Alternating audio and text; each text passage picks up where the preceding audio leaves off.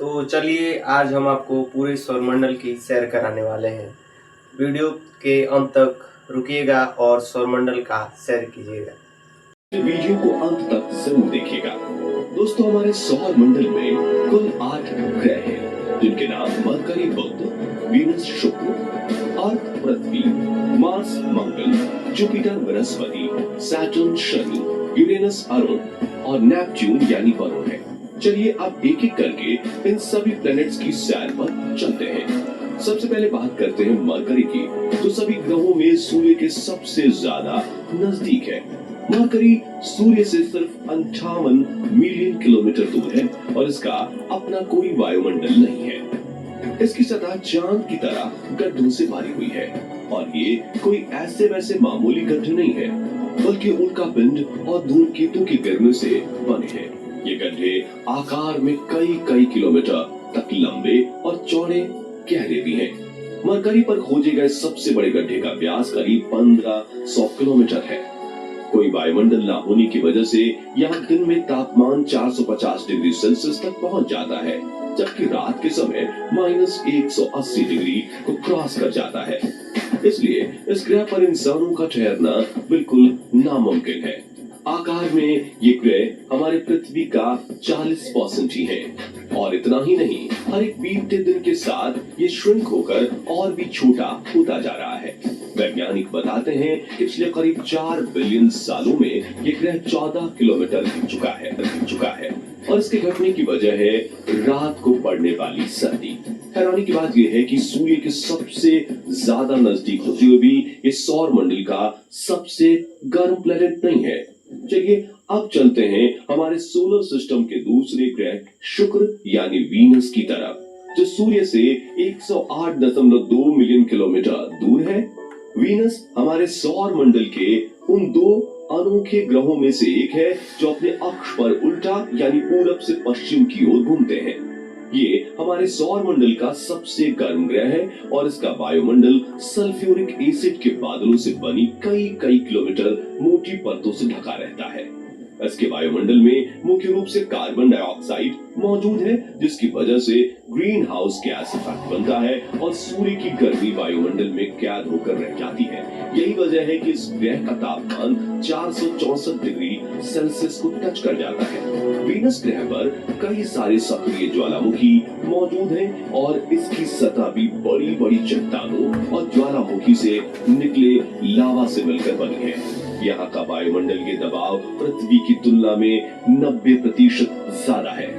इसका मतलब ये है कि यहाँ पर चलना हमें ऐसा महसूस होगा जैसे हम समुद्र के कई किलोमीटर नीचे चल रहे हों। यही वजह है कि इस ग्रह पर भेजा गया कोई भी मिशन या स्पेसक्राफ्ट ज्यादा समय तक सरवाइव नहीं कर पाता। साथियों, वीनस के बाद बारी आती है हमारी पृथ्वी की, जो सौर मंडल का अकेला ऐसा ग्रह है जिस पर जीवन संभव है, क्योंकि हम अपनी पृथ्वी के बारे में सब कुछ पहले से ही जानते हैं। इसलिए चलिए इसकी बात हम नहीं करते। तो पृथ्वी के बाद बारी आती है मंगल यानी मार्स की। इस प्लेनेट की सतह और मिट्टी लाल रंग की है और स्पेस से देखने पर ये लाल रंग की गेंद के जैसा नजर आता है, इसलिए इसे रेड प्लेनेट भी कहते हैं।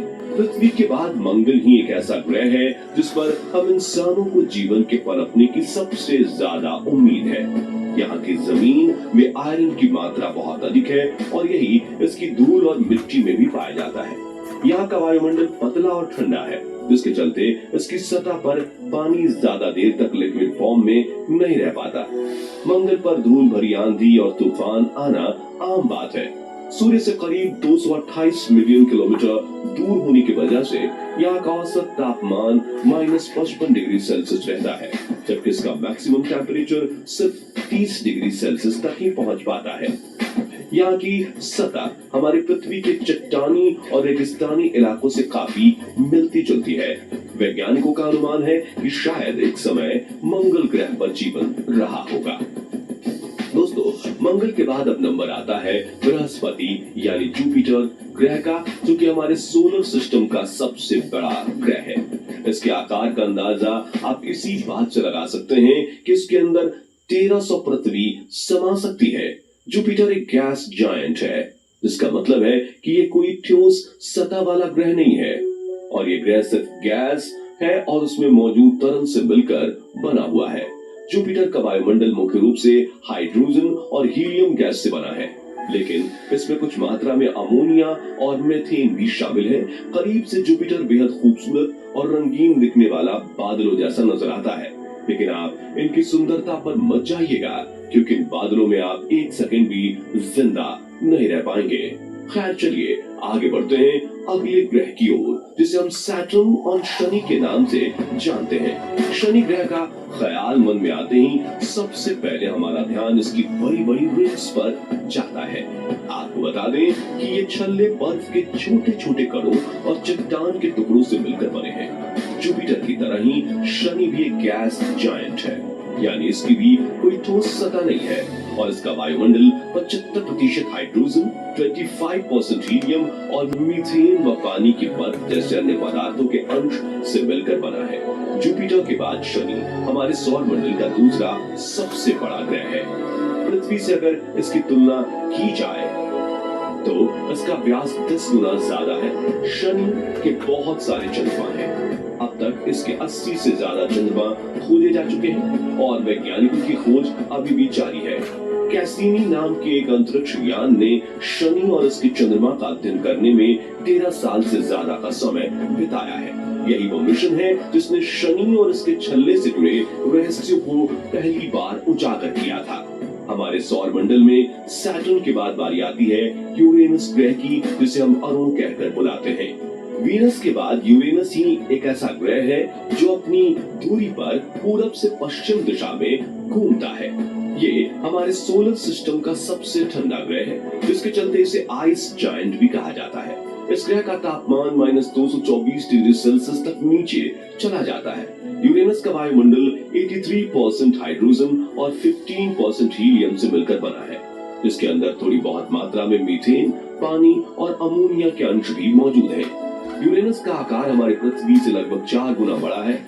शनि की तरह यूरेनस का भी अपना एक रिंग सिस्टम है, हालांकि ये शनि के जितना प्रसिद्ध नहीं है और बहुत कम लोग इसके बारे में जानते हैं। इन छल्लों की खोज पहली बार 1977 में की गई थी और फिर बाद में साल 1986 के दौरान वॉयेजर 2 अंतरिक्ष यान द्वारा इसकी पुष्टि भी की गई।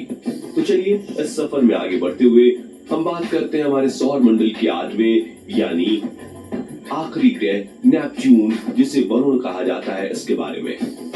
यूरेनस की तरह नेपच्यून का भी अपना एक रिंग सिस्टम है और अब तक इसकी 5 रिंग्स को खोजा जा चुका है। व्यास की दृष्टि से देखें तो यह हमारे सोलर सिस्टम का चौथा सबसे बड़ा ग्रह है। नेपच्यून का वायुमंडल 72% हाइड्रोजन, 25% हीलियम और थोड़ी बहुत मीथेन गैस से मिलकर बना है। आकार की बात करें तो ये पृथ्वी से लगभग 4 गुना बड़ा है और ये भी एक आइस जायंट है।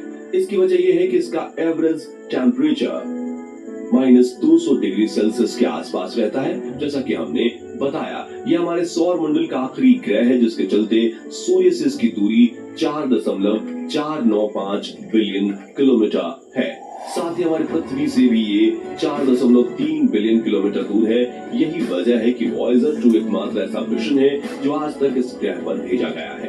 तो दोस्तों, आज के इस वीडियो में बस इतना ही। वीडियो अच्छी लगी हो तो इसे लाइक और शेयर जरूर करें। साथ ही ऐसे ही कमाल के इंफॉर्मेटिव वीडियोस देखने के लिए चैनल को सब्सक्राइब और फेसबुक पेज को फॉलो जरूर कर लीजिएगा। वीडियो अंत तक देखने के लिए धन्यवाद। तो हम करना चाहेंगे आपका वेलकम, क्योंकि आपने पूरे सौरमंडल का सैर कर लिया है। और मिलते हैं नेक्स्ट वीडियो में हमारे साथ। हम आपको खुद सौरमंडल की सैर कराएंगे, उसके बारे में कुछ बताएंगे, ज़्यादा इन्फॉर्मेशन बताएंगे।